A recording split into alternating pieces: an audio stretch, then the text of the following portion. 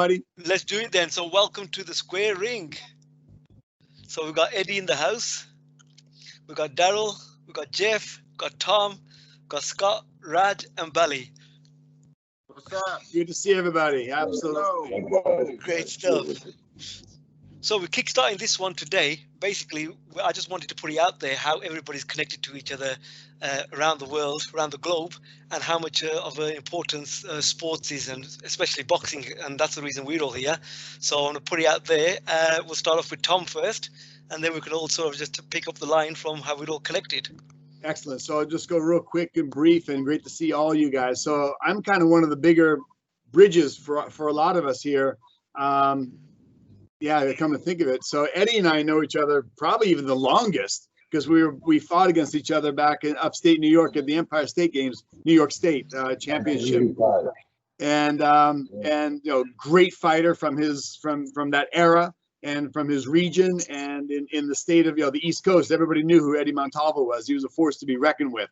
I got into boxing through my father, who trained with Cus D'Amato. So back in 1982, I had a chance to move from California back to my home state of New York and go and live and train with Cus D'Amato. Of course, I became very, very friendly with and brothers with Mike Tyson, which is how I know Daryl.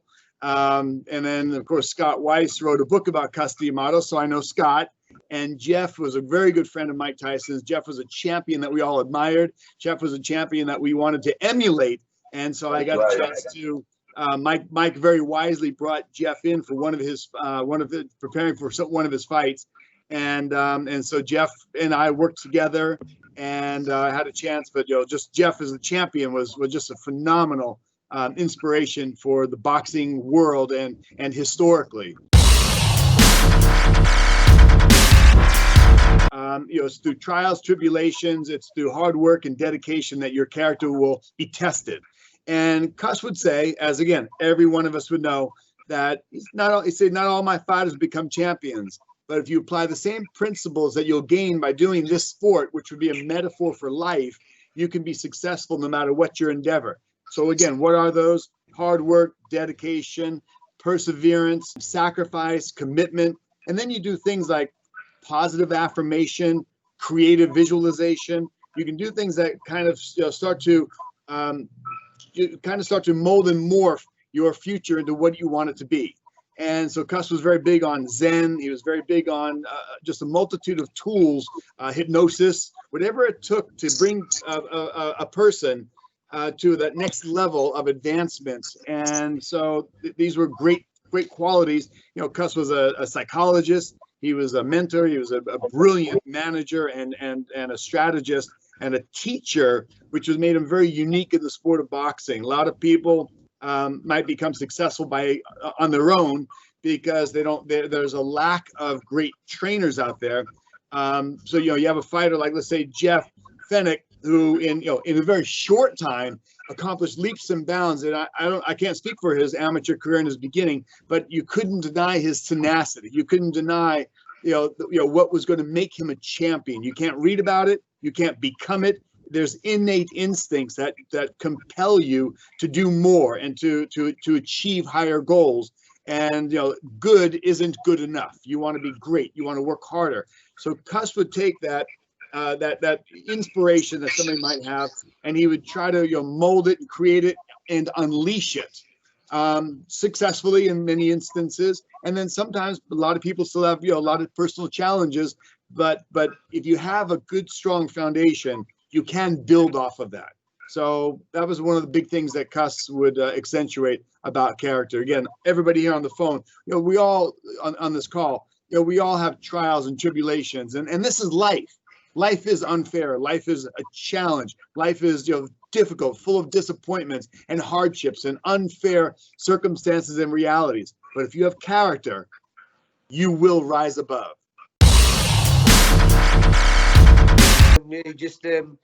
He set me goals that were achievable. And when I started achieving those goals, like Tom said, I only had 28 amateur fights. I started boxing at the end of 81. At 84, I went to the Olympics. 85, I was world champion. And I was just hearing Floyd not long ago saying how he won 4 world titles in 10 years. In my 6th year, with 2 years off having operations, I'd really won 4 world titles as well. And in my first 23 fights, 13 of them for world, 13 of them for the world title, and 15 rounds as well back then. So it was difficult. Here's a guy with a fraction of the experience that better fighters on paper, and you couldn't deny that champion. You can't deny that spirit. So you got to really give credit to these guys that rise above and bring it to a whole new level, like our champion Jeff. The will of a champion. I just want you to know something. Although I've won all these titles and done all these things, one day, Kamal and you guys, I got a call, and it was from Mike to train him to go over there. I got on the plane that night. It was like the happiest thing, the greatest thing that ever happened to me. And what come with that was I met Tom, I met Daryl. I was blessed to meet some amazing people that I call my brothers today. And Daryl, mate, I can't wait to get back to see you too, Tom, and all you guys. I can't wait to catch up with all of us and when this is all over, this pandemic, so I can't wait to catch up with everybody. I mean, from Daryl's point of view, Daryl's looking in at the whole thing being put together. So Daryl, from your perspective, how have you seen the sport grow, in a sense that from one person, from Mike Tyson, and then obviously the heavyweight division in itself now? Well, the way I see boxing itself, I compare it to it's no different than out of the ring. Life is a challenge. You have to have, like Tom would say, you have to have tenacity. You have to have determination and willpower.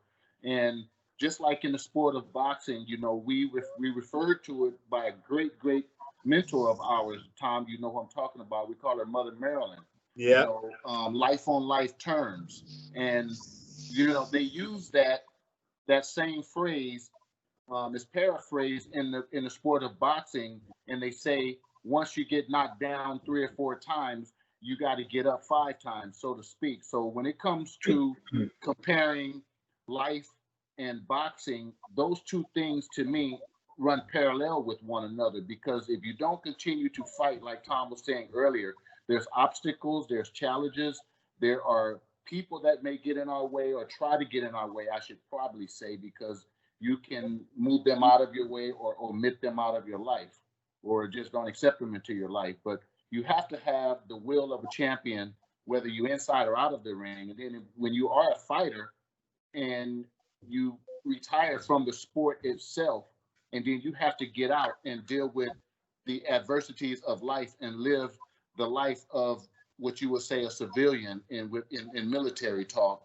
Well, those fighters, they end up having to take on a whole different challenge of life itself, because they have become accustomed to the spoiled life, the being catered to, and the lights, the camera, the action. Then when they come out of the ring and have to deal with life itself, they become a victim of having to learn life again before they became the big bright lights, camera star, so to speak, etc. If that makes any sense. No, definitely. I mean, obviously, being a man's sort of orientated sport now, and everyone's sort of giving it that pinnacle, say like, it's a man's thing, boxing. I know Eddie works a lot with the sort of the female side of things. So just to bring Eddie in now, and how have you seen this grow now in response to like sort of the way UFC's come along, the way it's giving a lot of attention to female fighters, boxing in itself, what are you campaigning for as well? Well, before I go on, I want to say it's a pleasure to meet you, Raj, although video, Bali. Scott, good to see you, and Jeff again. Daryl, connection. Tom kind of like laid it out for us. How we fought 35 years ago. Wow. That was my last amateur fight. I was a better street fighter than a disciplined boxer. Yeah, I was pretty good. I tell everybody that.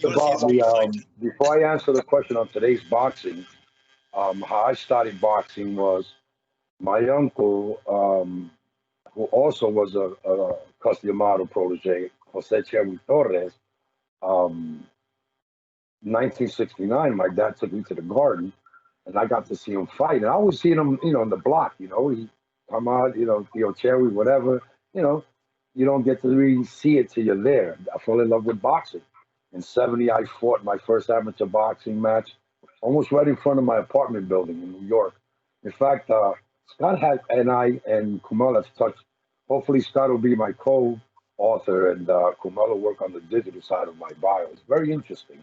I grew up with the late Hector Macho Camacho. We were like more than brothers, you know.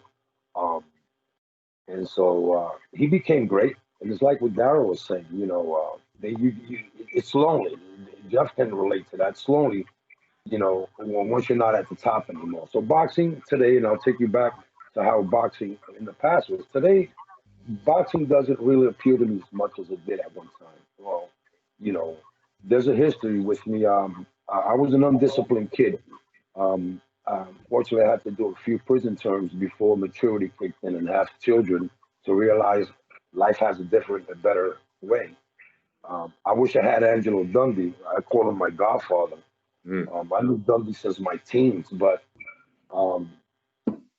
his relationship and mine came after I became an adult. It was closer because although I knew him all those years, it was closer because I was in an environment in Florida where I got to see him every day. And for almost 20 years, you know, he was a real big part in my life outside, like Tom was saying, you know, I didn't make it in boxing, but these teachers, these mentors, they teach you how to live outside the ring. Okay. Boxing, why it doesn't appeal to me today and why I see it's a difference from the past. Everyone wants to choose today. Everyone wants to be a star. Too much social media. I mean, it's okay for you to sell the fight, but it's no real seriousness in the sport with respect to back in the day. The training was different. You fought whoever. It wasn't about picking your fights. You know, you're a champion. Whoever was in line, you fight. You unify. And before there was any unifications or any undisputed, there were just two. You know, WBA and BC. Before that was just the WBC, and I believe the WBA, excuse me, in the national, I believe, which was considered a world title. And the boxers back in those days were different than today. You know, from the late 90s this way, boxing hasn't really been appealing. You have a lot of talent out there. But then again, you know, with the promoters, everything's money today, you know. The promoters are dictating how the cards are to be played out, you know, and a lot of the good talent are being left to the wayside. They quit, you know, and they go on to be family men or open up a business or drive a UPS truck. And so to me, boxing today has no appeal. Women's boxing, again, almost 15 years advocating for it, you know. I'm blessed to be part of it really deep and to be the executive director of the International Women's Boxing Hall of Fame and all, and be really involved on the backside, you know. But again, it's the same. It's the same, you know. Women's boxing has potential to grow, but then now you have these promoters. Okay, they have some. They're not looking abroad. They're not looking at Mexico. They're not looking at Argentina. They're not looking at Asia. There's a lot of talent. If they mix it up and stop, so what? You want a medal. So what? Okay, congratulations. You won 2 medals. But in order for the sport of women's boxing, for it to really start gaining the momentum that it seems to be gaining, it's not really gaining much. They need to start mixing it up. They start, you know, say you got Katie Taylor. Okay, so you're building her up, but that's one fighter. You need a stable of fighters. You need various different weight classes because there are great talent in women's boxing, you know. So, you know, that's my take in it. Today in both, you know, boxing in general, whether it's female or male, to me, it doesn't, I don't watch it much. It doesn't appeal much to me. I used to write on it a lot. I used to follow it a lot. Two things that really, well, there's various things. The improprieties, there's no loyalty. You know, despite you advising these female fighters on who the sharks are and what not to do, they still go do it. They get short-ended. So, I mean, I wasn't in it for the money because I don't give a fuck if you give me a percentage, you know. It's about gaining that opportunity to get in there. You trusted me, I got you in there. Now, don't get this guy to say, hey, it's $15,000 when I was getting you $30,000. He butted in and they just took $15,000 from you because they weren't working with you. So that's what happens. You don't build a relationship in this sport. It has to be respected. So before I got myself into a deeper on a personal side, I'll still advocate and I'll support. I won't match make. I won't do none of that. In fact, I'm almost ready to just get out of it because it's really depressing, you know, because it's all a farce. It's all a farce is the way I see it. You know, the rankings, all of that is all a farce. It's not like in the street, you know, In the street, you're not gonna ask somebody, hey, wait a minute, how many street fights you had? You're gonna defend yourself. The same thing with boxing. In order for it to progress, the rankings, I don't care what the rankings say. The promoters know who they are. Put the baddest, even if they're within the same promotional firm. Put the baddest against the baddest, you know? Yeah, that brings me to basically with something, Scott, in your book, Confusing the Enemy. You obviously spoke a lot about the ordeals Cus was dealing with in regards to the ranking, the people behind the politics, and just sort of bring you into that now, and sort of, you know, and let's let the audience know a bit more about all that. Oh, thanks, Kamel.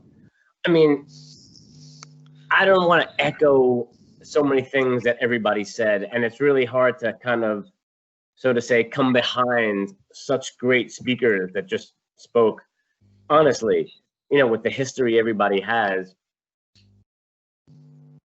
But first, I mean, obviously, I would have to, you know, directly say that, you know, Cus had to sidestep many landmines to be able to get to the places he needed to be.